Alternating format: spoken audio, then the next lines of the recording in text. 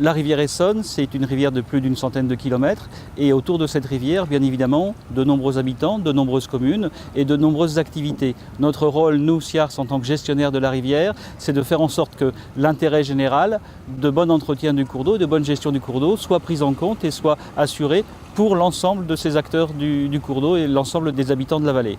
Alors ça consiste en quoi? De faire toute une série d'observations, de mesures, d'études et autres, de façon à ce que l'on connaisse à la fois l'hydrologie du cours d'eau, mais aussi son hydraulique, et puis aussi l'ensemble des habitats naturels, des espèces animales et végétales présentes sur le cours d'eau, de façon par la suite à en sortir les principaux enjeux et définir les objectifs de gestion qui sont derrière. Notre cours d'eau, la rivière Essonne, est jalonné d'une cinquantaine d'ouvrages hydrauliques qui sont l'héritage d'un passé industriel et de meunerie le long du cours d'eau. Ces ouvrages, aujourd'hui, nous avons l'obligation de les gérer, c'est-à-dire qu'ils possèdent les uns et les autres un arrêté préfectoral d'autorisation et de gestion qui nous oblige à maintenir une certaine cote du niveau de l'eau. Et donc, au quotidien, tous les jours, nous avons un entretien régulier et une veille régulière de l'ensemble de ces ouvrages, de façon à ce que le niveau d'eau soit bien régulé sur chacun des biefs du cours d'eau Essonne. Et bien sûr, toutes ces données sont enregistrées et nous permettent de mieux comprendre le fonctionnement hydraulique du cours d'eau et là aussi de nous permettre de prévenir à la fois des phénomènes comme les crues et gérer par la suite les inondations. Ça, c'est un point important. L'autre point aussi, c'est, comme je le disais, de nombreux acteurs sur la rivière Essonne et ses affluents. Donc un travail d'information, de sensibilisation, de concertation avec tous ces propriétaires riverains. Mais au-delà des propriétaires riverains, c'est aussi un travail avec les habitants de la vallée.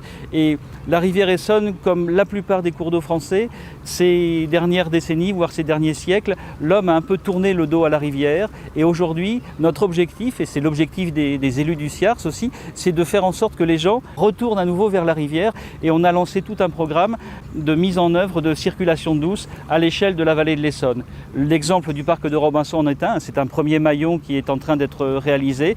Au-delà de l'aménagement du parc, c'est de créer des cheminements doux, piétonniers, cyclistes, pour les personnes à mobilité réduite quand cela est possible, de façon à ce que les gens redécouvrent leur cours d'eau, redécouvrent leur vallée, redécouvrent la rivière, et dès l'instant où vous découvrez, vous connaissez, vous participez à la préservation et à la protection de ce milieu. C'est ça aussi le pari des années futures pour le SIARS et l'ensemble de ses communes adhérentes.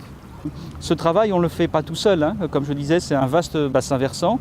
Beaucoup d'acteurs sur ce territoire. Nous sommes sur une rivière non domaniale, c'est-à-dire que les berges des cours d'eau appartiennent à des propriétaires privés ou parfois des communes et que ces propriétaires, sur la rivière Essonne, on en compte plus de 1200. Donc il faut savoir associer l'ensemble de ces personnes-là et faire en sorte que l'intérêt général prime sur l'ensemble des intérêts particuliers et c'est à nous de faire en sorte que cet intérêt général, comme je l'ai expliqué tout à l'heure, soit bien compris par l'ensemble des propriétaires riverains. Donc c'est des discussions, de la concertation, de l'information, de la sensibilisation, de façon à faire entendre à la fois aux riverains pour leur permettre d'adopter un meilleur comportement, éviter des bêtises tout simples du style employer des phytosanitaires le long du cours d'eau et retrouver ces produits dans le cours d'eau ou faucher à ras une berge alors qu'on peut laisser largement les plantes se développer. Vous voyez, toutes sortes de choses comme ça. Et puis bien sûr, auprès de nos communes adhérentes, leur faire entendre et leur faire sentir tout le bien fondé du travail qui est mené sur le cours d'eau.